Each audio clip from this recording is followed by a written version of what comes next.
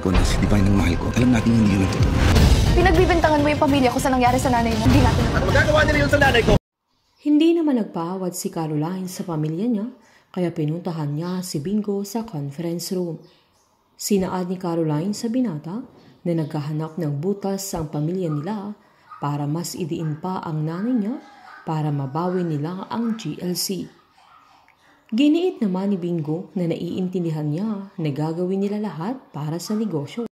Pero nakakulong pa ang nanay niya na plano pa nilang idiin, sabay hinawakan niya ang mga kamay ni Caroline at sinabing hindi kasalanan ng dalaga na nagpasalamat siya dahil pinuntahan pa rin siya nito.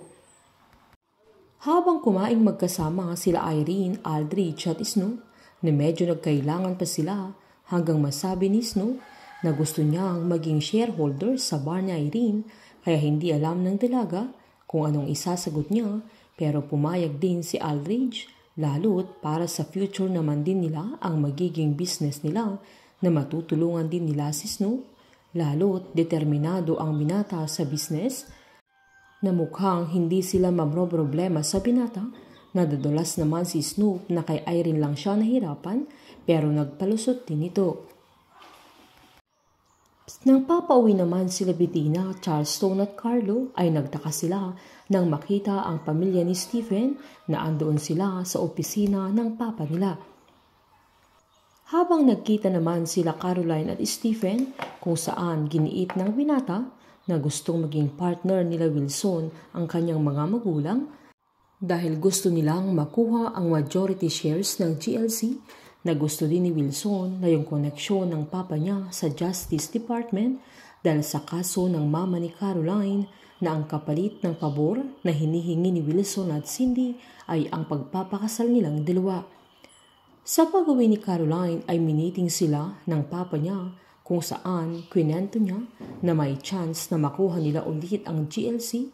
Nagadamang sinabi ni Caroline na hindi siya papayag dahil alam na niya kung anong kapalit na nagtanong sa Irene kung anong meron kaya pinaliwanag ng papa nila na ang kapalit ng pabor mula sa pamilya nila Stephen ay ang pagpapakasal ni Caroline sa binata. Sinaad pa ni Cindy na makakatulong ang pagpapakasal ni Caroline kay Stephen para mas tumibay ang relasyon ng mga negosyo nila at ang pamilya nila pero palabang sinabi ni Caroline na hindi ito papayag. Habang tumayo naman si Bettina na galit sa kanyang kapatid na sinabihan pa niya ang kapatid niya na ito na lang ang kailangan niyang gawin na nakuha na niya ang gusto niya dahil nakakulong na ang pumatay sa mama niya pero sinaad naman ni Caroline na hindi pa sila sigurado dahil hindi pa tapos ang investigasyon at wala pa silang napapatunayan. Sumabad pa si Charleston na walang masama kung magpapakasal siya kay Stephen dahil madaming successful na ganun ang setup pero nanindigan pa rin si Caroline na hindi siya papayag.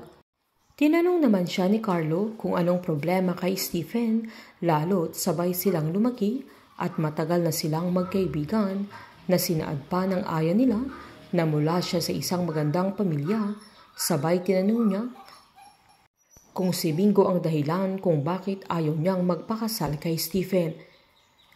Gagawin lahat naman ni Wilson ang paraan para pumayag si Caroline na magpakasal kay Stephen dahil ito lang ang paraan para mabawi nila ang GLC pero maninindigan si Caroline na hindi for sale ang puso niya. Habang si Sherwin kaya ang traidor at siya din ang papatay kay Annie at kukunin niya ang lahat ng yaman ni Bingo na pinamana ni Annie sa kanya. Abangan natin ang pagkamatay at pagkawala ni Annie na dito na masusubukan ang galit at paghihiganti ni Bingo. Painit ng painit ang mga tagpo, sabay-sabay po nating subaybayan ang advance episode at ang nalalapit na pagtatapos ng Can't Buy Me Love dito po sa aking channel. Patuloy lamang po manood at mag-subscribe para ma-update po kayo sa mga susunod na episode. Marami pong salamat.